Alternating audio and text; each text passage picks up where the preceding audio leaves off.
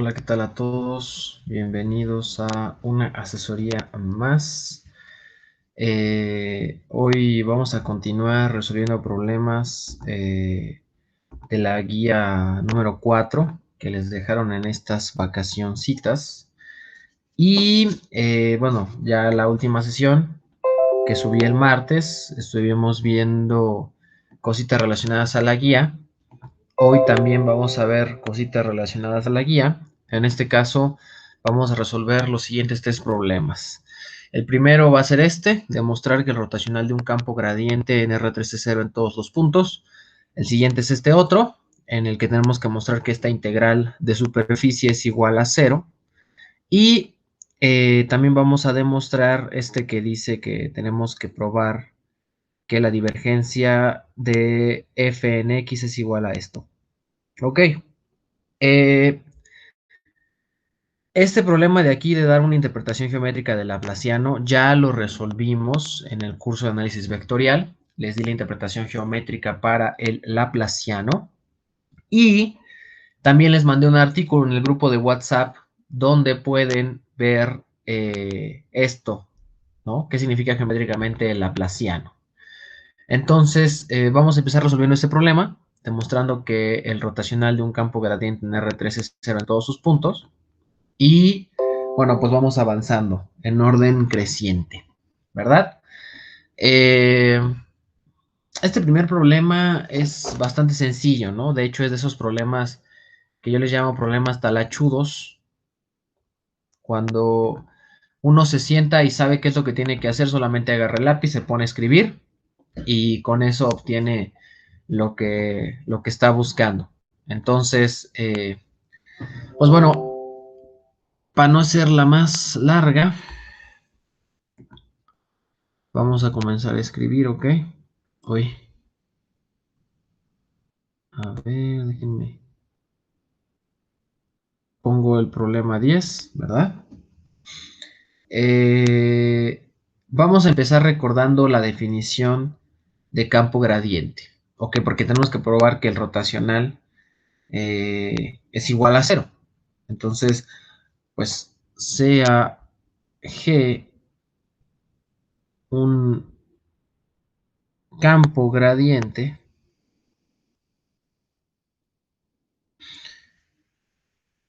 sabemos que existe una función escalar f tal que G es igual al gradiente de f, ¿verdad? Obviamente aquí f debe de ser clase C1, ¿no? ¿Por qué? Porque bueno, estamos suponiendo que las entradas del campo que tenemos son continuas, entonces para que se iguale a las derivadas de f, pues debe de ser igual a una función C1, ¿verdad? Entonces esta es una primera observación, f es clase C1, y bueno, voy a escribir esta igualdad de una forma un poquito más explícita, ¿verdad? Entonces le voy a poner, es decir, AG lo puedo escribir como la parcial de f respecto de x, la parcial de f respecto de y, la parcial de f respecto de z. Ok. Y ya que tengo la forma de g explícita en términos de f, pues puedo calcular el rotacional, ¿verdad? Entonces, le voy a poner aquí abajo, calculamos el rotacional. Ustedes ya saben que para calcular el rotacional existe una fórmula que tiene un determinante. Ahorita yo nada más voy a poner el resultado en términos de las componentes G1, G2 y G3 de G. ¿Ok? Entonces, vamos a poner así.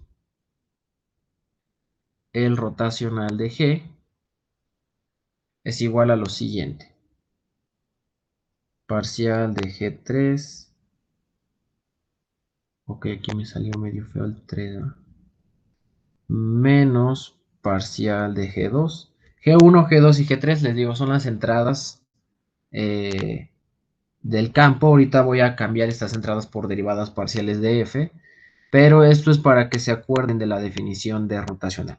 Esta definición ya la tienen que tener muy clara, ya la deben de conocer a la perfección y pues es lo que hemos estado viendo, ¿no? En la guía pasada también calculé por ahí un rotacional, por eso es que ahorita ya no estoy poniendo esto de ¿cómo se llama? El determinante, ¿no? O sea, ya debe de ser una definición muy completa para ustedes, muy clara, ¿ok? Así es como se ve el rotacional de G, ¿no? Si quieren, se los recuerdo aquí, ¿no? Pues G estamos poniendo que es G1, G2 y G3. Que quede claro. Estas son las entradas del campo y estamos calculando sus derivadas parciales, ¿no? G1, G2 y G3 son funciones escalares, van de R3 a R y por lo tanto, pues es válido calcular sus derivadas parciales, ¿ok?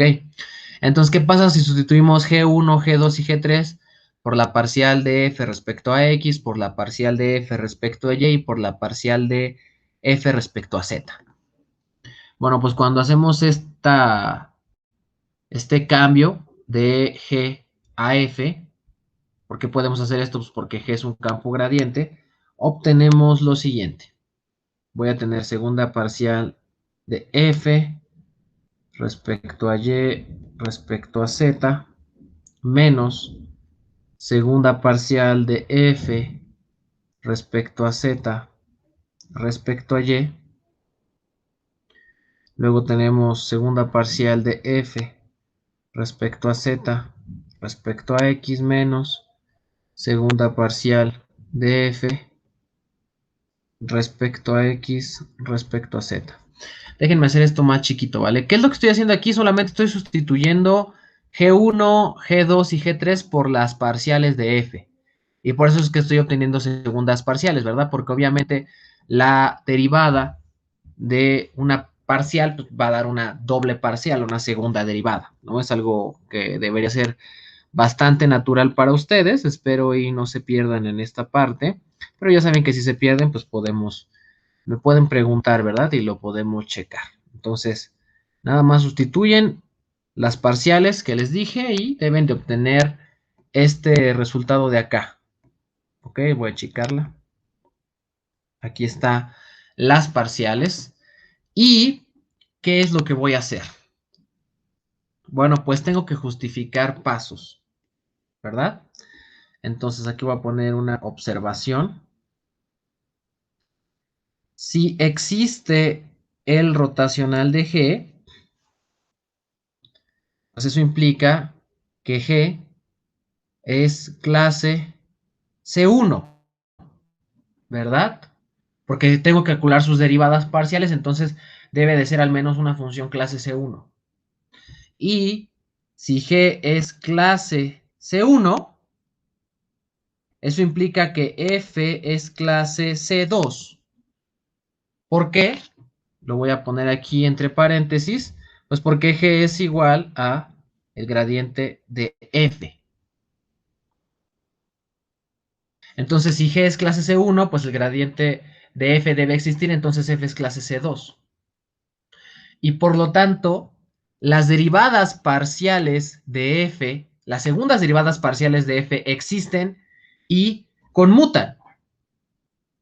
Es decir, esto de aquí se me va a hacer 0, esto de aquí se me va a hacer 0 y esto de aquí se me va a hacer 0. No hay ninguna trampa. ¿Ok? Entonces, tengo que se me hace 0 en cada una de las entradas. Esto implica que el rotacional de G es igual a 0, 0, 0. Y bueno, esto lo voy a poner como un vector 0. Y esto es justo lo que yo quería demostrar, ¿verdad? Porque yo sé que esta madre se cumple. Entonces, listo, terminamos con el problema. Solamente habría que justificar esto de que F es clase C2 y eso se argumenta sabiendo que si existe el rotacional, entonces G es clase C1 y por esta igualdad de aquí se vale que F es clase C2. Ok, entonces pues sí, básicamente esta es la solución al problema 10 en su tarea. Y pues lo que vamos a hacer ahora es abordar el problema 11. Tenemos un campo F definido en un dominio que es un conjunto abierto.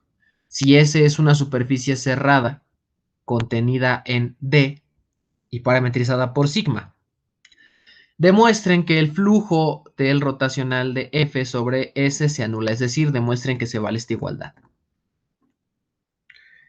Lo mismo, ¿verdad? Tenemos que sentarnos a hacer cuentas.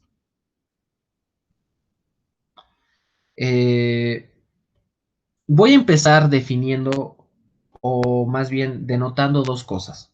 Primero, a este campo F que me dan, como es un campo vectorial, pues le voy a poner su gorrito, ¿verdad? Nada más para saber que es un campo vectorial. Y le voy a asignar tres entradas. Así como del anterior le asigné G1, G2, G3, a este le puedo asignar MNP. Estas son las tres entradas que componen la función F. Ok, acuérdense que F es una función que va de R3 a R3. Es un campo vectorial. Por lo tanto, tiene que regresarme tres números y estos están dados por estas funciones escalares M, N y P. Ok, entonces eso es lo primero que denoto. Y voy a decir que B es igual a el volumen encerrado por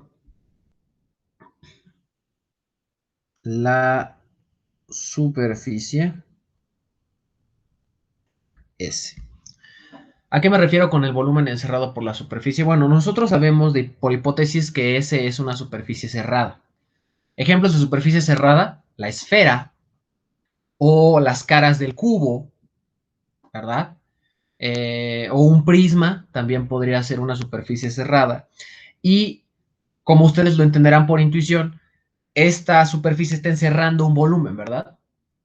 La esfera encierra una bola, las caras del cubo encierran un cubo y podemos hacer esto para cualquier superficie cerrada. No importa si es una superficie eh, irregular, por así decirlo, ¿no? O sea, podríamos tener una superficie ahí, ¿no? Medio chueca. Al final, como es cerrada, va a haber un volumen encerrado. Ok. Entonces, B es el volumen encerrado por esa superficie cerrada. Y ya que denoté estas dos cosas, entonces voy a dedicarme a calcular el gradiente de F. Para que se adapten a las notaciones, en este caso voy a usar la notación con los vectores I, J, K. ¿Ok? Anteriormente usé la notación que era un vector y aquí ahorita voy a usar la notación que requiere tres componentes I, J, K. ¿Ok? Entonces, el gradiente es la derivada parcial de ella. También voy a ir variando las notaciones de derivada parcial para que ustedes tengan todas estas notaciones en su cabeza y no se confundan, ¿ok? Entonces, esto es la derivada de la función p respecto a y menos la derivada de la función n respecto a z, todo esto en la dirección y, menos, aquí hay un menos de por medio, esto es px, es decir, la derivada de p respecto a x menos la derivada de m con respecto a z. Voy a hacer todo esto chiquito para que me quepa y ustedes puedan verlo en un solo renglón. Entonces, aquí voy a poner más, ¿verdad? La derivada de la función n respecto a x menos la derivada de la función m respecto a y, todo esto en la dirección k. De nuevo voy a hacer esto pequeñito y lo voy a acomodar al lado para que ustedes lo tengan aquí junto. Ok, entonces, pues listo. Esto es el rotacional de F. Nada más estoy usando otra notación, en este caso los vectores IJK, y también estoy usando otra notación para las derivadas parciales, pero es exactamente lo mismo. Ok, entonces vamos a notar algo, y es algo parecido a lo que les había dicho, ¿no? si existe el rotacional de F. Entonces, F debe ser clase C1, es decir, E, P, N y M deben ser funciones escalares clase C1, ¿no? Entonces, si quieren lo pongo ahí, ¿no? P, M y N son clase C1. Ok. Entonces, si ya tengo que son funciones clase C1, voy a afirmar lo siguiente. Si existe la divergencia del rotacional, ahorita van a ver para qué estoy sacando eso, entonces, como f es una función clase C1, y quiero que exista la divergencia, además, entonces f es clase C2. Siempre que derivemos, le tenemos que pedir a la función más características. En este caso, ya tenía que por el rotacional f es clase C1, pero ahora por la divergencia debe de subir un nivel y entonces debe de ser clase C2. Esto implica que M, N y P también son funciones clase C2.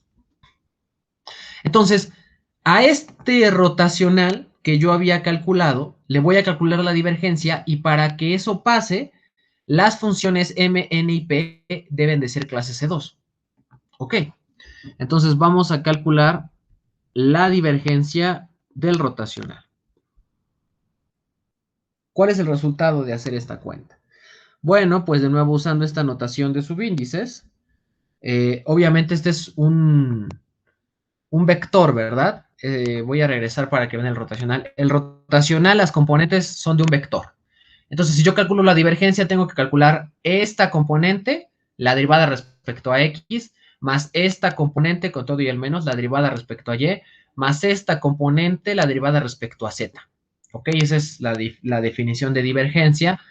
Y, por lo tanto, pues me van a aparecer, por ejemplo, aquí pxy menos nxz menos pyx más myz más mzx menos mzy.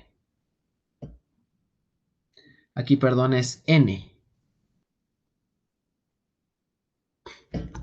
Y listo. Esto es lo que tengo. Ok, calculé la divergencia y ya sé que estas derivadas existen y son continuas porque pues f debe de ser de clase C2, por lo que dije anteriormente. Pero justo, lo voy a poner aquí en rojito en una nube, ¿no? Como sé que M, N y P son clase C2, entonces sus derivadas parciales segundas conmutan. Y, por lo tanto, esta se cancela con esta se cancela con esta, y ¿cuál estará? Bueno, este se cancela con este, ¿verdad? Se cancelan. Entonces, ¿qué puedo concluir? Bueno, pues esto implica que la divergencia del rotacional es igual a 0. Y pueden decir, oye, Mori, pero tú no querías demostrar eso, tú querías mostrar que la integral del rotacional era 0 y le sacaste su divergencia, o sea, pues, ¿qué estás haciendo? ¿Has enloquecido? No, esto primero era para ayudarles a que si quieren demostrar que la divergencia del rotacional es 0, pues ya les enseñé cómo, así como les acabo de enseñar que si un campo es gradiente, entonces su rotacional da 0, ¿verdad? Y además vamos a usar una igualdad que es el teorema de Gauss. Ok, entonces le voy a poner aquí, por el teorema de Gauss. ¿Qué es lo que vamos a tener? Bueno, pues vamos a tener que la integral que yo quiero, que es la integral del rotacional de f, punto, ¿cómo la pone Marco? La pone con una sigma, ¿verdad? Punto de sigma. Entonces, esta integral que yo quiero, Uy, perdón, aquí se me marcó. Ok. Por el teorema de Gauss es igual a la integral de la divergencia del rotacional.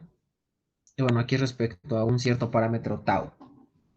Esto de aquí es sobre el volumen que yo había definido al inicio. Entonces, por el teorema de Gauss tengo esta igualdad. Y por las cuentas que acabo de hacer, sé que todo esto es cero, ¿verdad? Por lo tanto, la integral de algo que es cero, pues siempre va a dar cero. Pero por transitividad, yo tengo que esta integral de superficie es igual a cero. Y listo. Ya demostré lo que quería. Ya demostré que esa integral de superficie es igual a cero. Siempre que les pidan algo así, que una integral de línea es igual a cero, que una integral de superficie es igual a cero, que una integral de volumen es igual a cero, usen o teorema de Gauss, o teorema de Green, o teorema de Stokes. Incluso a veces también sirve el teorema de los gradientes para demostrar estas igualdades. Tienen que sabérselo en las dos formas, tanto en la forma integral como en la forma diferencial. Y ya que se sepan esas formas, úsenlas y verán que les sirve para resolver este tipo de problemas. ¿Ok? Entonces, pues eso fue básicamente todo. Ya resolví el problema número 11 y ahora vamos a pasar con nuestro último problema de hoy. Este problema es esto que dice, demuestren que la divergencia de f de x es igual a esta suma de derivadas parciales para campos clase C1 en R3.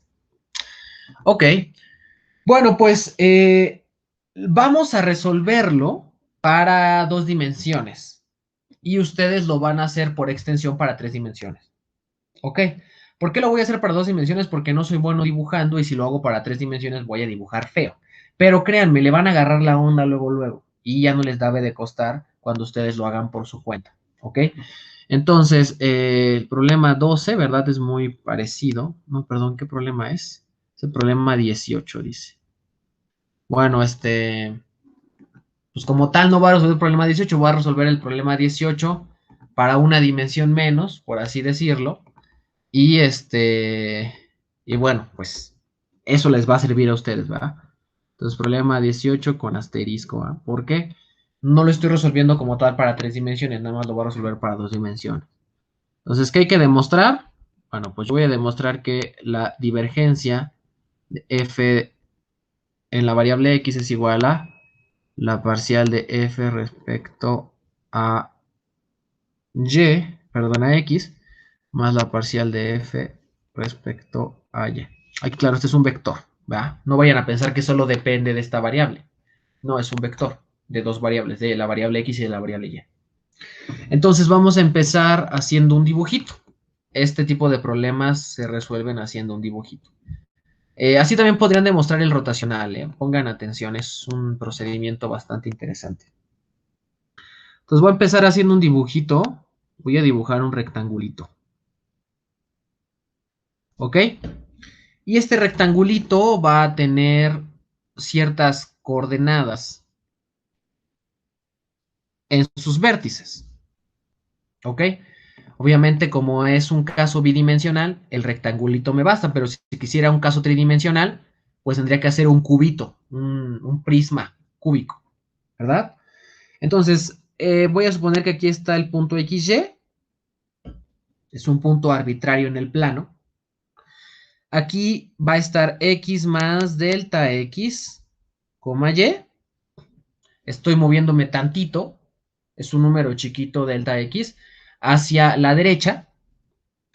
Por naturaleza aquí va a estar Y, perdón, aquí va a estar X, Y más delta Y, ¿verdad? Si se dan cuenta de nuevo, es un pequeño movimiento hacia arriba, ¿ok? Y pues de este lado obviamente va a estar X más delta X, coma Y más delta Y, ¿verdad? Sin ninguna dificultad, ¿a poco no? Fácil. Bien, pues yo voy a suponer que dentro del cubo digo, en este caso es 2-dimensional dentro del rectangulito, hay un campo vectorial actuando. Y lo que yo quiero encontrar es un flujo alrededor de esta superficie rectangular.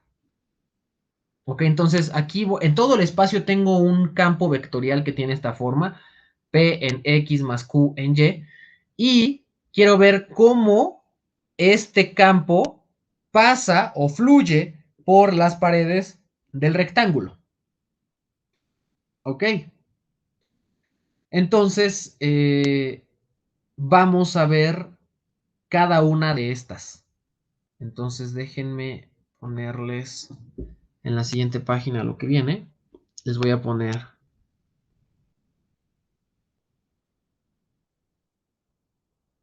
para calcular el flujo de F igual a PQ. Es un campo 2-dimensional. Obviamente, si tienen 3 dimensiones van a tener un campo tridimensional, ¿verdad? A través del rectángulo,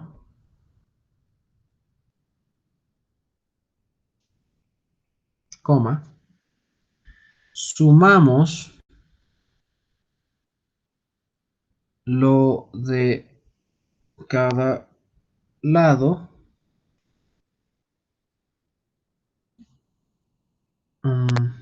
Ajá, listo. Para calcular el flujo del campo vectorial a través del rectangulito que pinté, voy a sumar lo que me dé cada lado. Ok, entonces vamos a empezar primero con la parte de arriba. Ok, entonces voy a estarme regresando a esta parte donde dibujé el triangulito. Si se dan cuenta,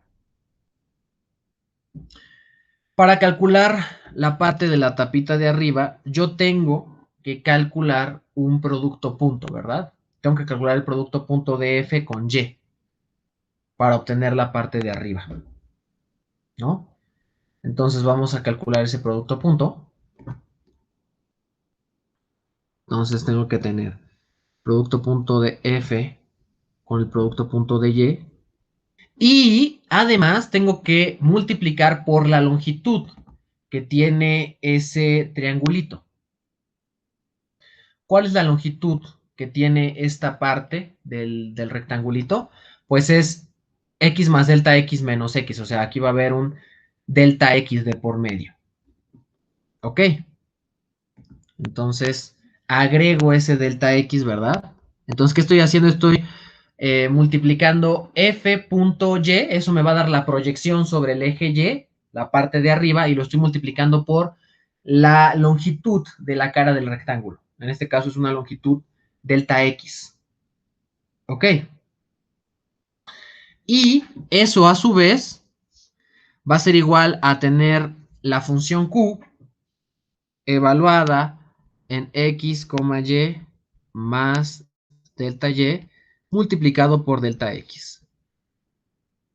¿Por qué o de dónde sale esto? Bueno, pues simplemente de evaluar la función q en la coordenada y que comparten cada uno de estos dos puntos, ¿verdad?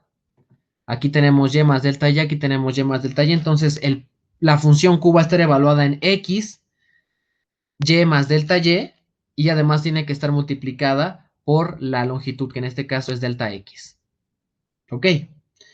Así es como capturamos la variación de x y y al mismo tiempo. Y pues bueno, entonces aquí arriba vamos a tener una q por delta x.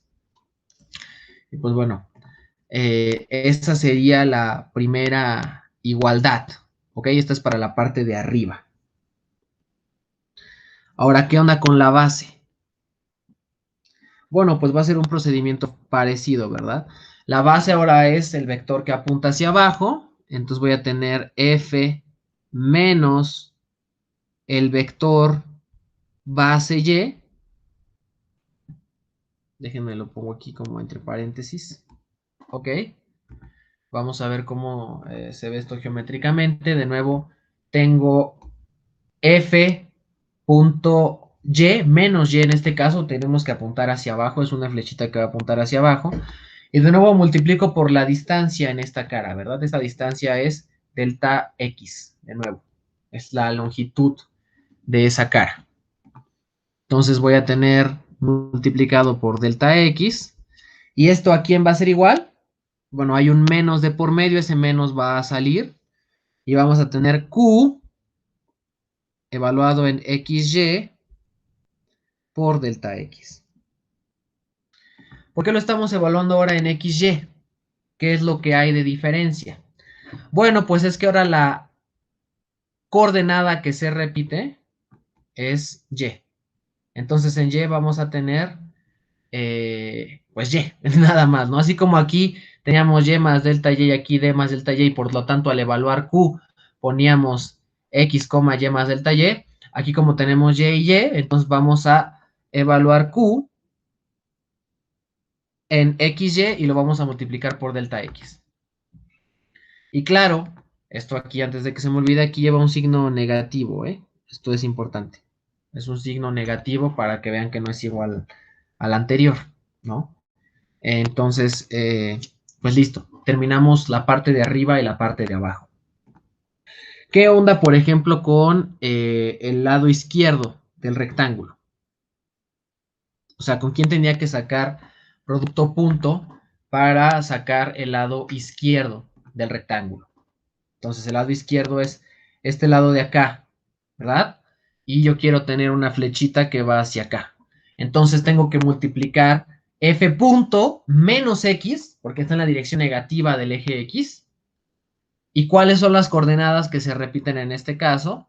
Pues se repiten esta y esta, ¿verdad? Entonces, se dan cuenta al hacer producto punto con menos x, aquí me va a quedar un menos p evaluado en xy, de nuevo, multiplicado por delta y, porque delta y es la longitud que tiene este lado. Entonces, nada más lo voy a poner así, menos p por delta y. Entonces, bueno, vamos a poner esto en el lado de las cuentitas que estoy haciendo. Espero que se vaya entendiendo. Y claro, obviamente esto se puede extender, ¿verdad, chicos? O sea, si ustedes, por ejemplo, tienen un prisma cúbico y están calculando sus lados, pues bueno, ya no van a tener 4, van a tener 6 lados, pero la idea es la misma, ¿ok? Esto es para que ustedes puedan replicar el análisis y puedan obtener el resultado que ustedes desean. Entonces, bueno, listo. De nuevo, ¿por qué evalúo en XY? Porque la coordenada que se repite es X, entonces vamos a evaluar en XY. Fin. ¿Qué onda con la parte derecha? Bueno, pues intuitivamente ya sabemos que va a ser f.x, ¿verdad? Y además tenemos que multiplicar por delta y, que es la longitud del lado. Y bueno, vamos a que lo visualicen mejor en el dibujo. Entonces, ¿cómo es en el dibujo? Bueno, en el dibujo es una flecha así. Este es el resultado de sacar f.x. Entonces va a haber una p de por medio. ¿Cuál es la longitud de este lado? Pues es delta y, ¿verdad? Esto es un delta y. Y observen que esta p va a estar evaluada en x más delta x, porque estas son las coordenadas que se repiten, coma y. ¿Ok? Entonces vamos a evaluar en x más delta x, coma y. Entonces tenemos p por x más delta x, coma y. Y esto es por delta y. Y listo. Ya tenemos los 4 lados cuantificados. Ya tenemos el flujo que pasa por cada uno de los lados. Y entonces ahora vamos a sumarlos. Pero antes de sumarlos, observen la simetría de las cuentas, ¿no? Por ejemplo, si yo sumo estas dos partes, pues aquí me va a quedar un delta x factorizado, ¿verdad? Y me va a quedar la diferencia de las q's. Cuando yo sumo estas dos partes, me va a quedar, perdón, aquí le puse delta x, pero era delta y, ¿ok? Aquí me va a quedar un delta y multiplicado, factorizado, me va a quedar la diferencia entre las p's, ¿ok? Entonces, bueno, vamos a escribir esto. Tenemos que el flujo resultante, que es sumar las 4 caras, es igual a Q evaluado en x, y más delta y, ok, menos q en xy multiplicado por delta x, ¿verdad? Lo factoricé. Y que voy a tener más p en x, no, perdón, x más delta x, ¿verdad? Coma y menos p en xy, todo esto multiplicado por delta y. Así es como me queda cuando lo sumo y lo factorizo. Voy a dividir ambos lados de la ecuación por delta x por delta y. Entonces divido ambos lados de la ecuación y esto me queda que el flujo resultante entre delta x, delta y, es igual a q por x más, no, perdón, no es más, aquí es x, y más delta y menos q de xy. Y bueno, tenía un delta x multiplicando, se cancela, pero me queda el delta y. Análogamente voy a tener p en x más delta x, y menos p de x. Ya aquí tenía un delta y multiplicando, cuando divido me queda nada más un delta x. Ok. Entonces, vamos a tomar el límite cuando delta x y delta y tienden a cero. Porque lo que yo quiero es calcular el flujo en un punto. Yo di un rectangulito chiquito, pero ahora voy a reducirlo mucho a tal forma que se haga un punto. ¿Ok? Entonces vamos a calcular eso. Si delta x tiende a 0 y delta y tiende a 0, entonces, bueno, de entrada esto que tenía de cociente se convierte en una derivada. ¿Ok? Porque estoy diciendo que un cambio chiquito en el flujo va a ser un cambio chiquito en el área. Este producto es la superficie del rectángulo, entonces la superficie del rectángulo se me está haciendo muy chiquita y por lo tanto pongo una dA. Y esto se convierte en una derivada. Y cuando tomo el límite, observen que esta primera parte, la parte de Q, es la derivada respecto a X. Digo, esta es la derivada respecto a Y, perdón. ¿Por qué? Porque estoy tomando el límite sobre la variable y.